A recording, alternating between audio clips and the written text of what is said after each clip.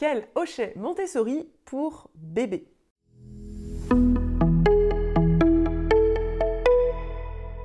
Nous allons voir ensemble comment choisir un bon hochet qui respecte la pédagogie Montessori. Il existe des hochets de toutes sortes, qu'ils soient Montessori ou non, et je vais t'aider à le choisir de la meilleure manière possible. Bonjour, je suis Nathalie, accompagnante parentale et bienvenue sur ma chaîne. Ici, je te donne toutes les clés pour accompagner le développement de ton enfant de la grossesse à 3 ans.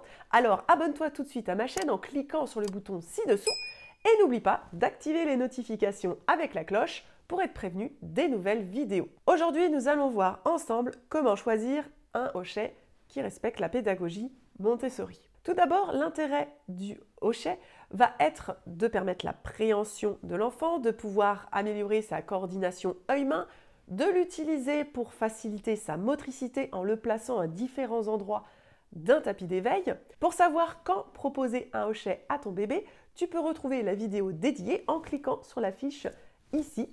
Tu pourras la visionner, elle est complémentaire à cette vidéo. Pour le hochet Montessori bébé, nous allons favoriser des matières qui vont être naturelles, comme ici, avec des hochets qui vont être en bois. On peut retrouver différentes essences, ça peut être du chêne, du frêne, etc. En fait, ces différentes essences de bois ont un intérêt, c'est qu'elles vont avoir des couleurs différentes, des textures qui peuvent être plus ou moins lisses, et donc on va avoir un éveil sensoriel au niveau notamment du toucher qui va être extrêmement intéressant pour le bébé. On ne va pas s'arrêter au bois, on va pouvoir aussi aller sur des matières telles que le tissu, avec notamment des anneaux en bois sur lesquels vont être attachés des rubans en tissu. On va pouvoir du coup jouer non seulement sur la différence de texture et le toucher, mais également au niveau visuel avec des couleurs différentes. Cela peut être également un tissu plutôt rugueux. On peut vraiment jouer au niveau sensoriel, au niveau du toucher, avec vraiment différentes sensations pour développer ce sens du toucher pour le bébé, car le développement sensoriel de l'enfant est vraiment impératif dans sa construction et ceci participe à l'élaboration de son intelligence. L'intelligence passe par la main, c'était la grande phrase de Maria Montessori et le hochet permet de répondre vraiment à ce besoin. En plus du bois et des textiles, on va pouvoir aller également sur le métal.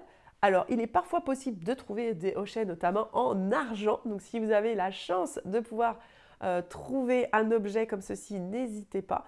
Cela apporte un raffinement sensoriel à l'enfant qui est extrêmement intéressant. Ceci permet l'éducation au beau et contrairement à ce qu'on croit, les petits sont très sensibles à tout ce qui va être artistique et ce sens du beau va aider également l'enfant à prendre soin du matériel qui va lui être mis à disposition, beaucoup plus que lorsqu'on lui propose des jouets en plastique notamment qu'on va essayer d'éviter au maximum lorsqu'on veut être dans un esprit Montessori. On va pouvoir aller également sur des hochets en caoutchouc naturel qui vont permettre d'avoir accès à une autre texture, quelque chose de plus doux, de plus souple, de plus mou. L'avantage du caoutchouc naturel, c'est qu'il peut être mis à la bouche sans aucun problème et en toute sécurité, contrairement aux plastiques qui contiennent des substances plus ou moins nocives ou en tout cas controversées. Même si les hochets en plastique sont maintenant exempts de bisphénol A, il existe tout un autre tas de molécules chimiques qui ne sont pas forcément recommandables à mettre en contact de la peau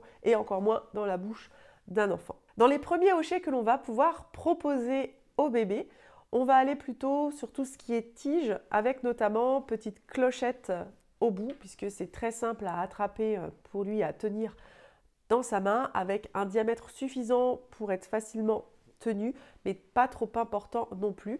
Donc bien observer en fait le point de l'enfant, mais si on est sur un diamètre à peu près de 1 cm ou moins, ça peut être intéressant. On va pouvoir ensuite aller sur des anneaux. Alors au début des anneaux même tout simples, un anneau en bois, tout simple comme ceci, sur lequel pourront être accrochés des rubans notamment, ou simplement un anneau, ce qu'il y a de plus simple, et comme ceci en bois naturel où il n'y a là pour le coup aucun contraste. Par contre vous allez avoir d'autres petits anneaux, ce qui fait que lorsque l'enfant va l'agiter, il va y avoir un petit bruit qui va se dégager avec un bruit assez mat du coup puisqu'on est sur uniquement des anneaux en bois. Donc on va aussi également éveiller l'ouïe et travailler donc ce sens de l'ouïe. On va pouvoir trouver d'autres types d'anneaux ici souples articulés.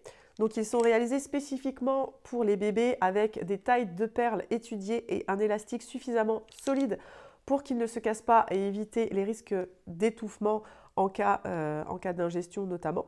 Et également, on a ici un contraste au niveau des couleurs. Donc le bébé au début ne perçoit pas les couleurs, il observe uniquement en noir et blanc. Et donc ces hochets ici unis ou en contraste de couleurs peuvent être très intéressants. Ensuite, on pourra aller sur des hochets de ce type où là on va retrouver des anneaux colorés qui vont pouvoir bouger comme ceci.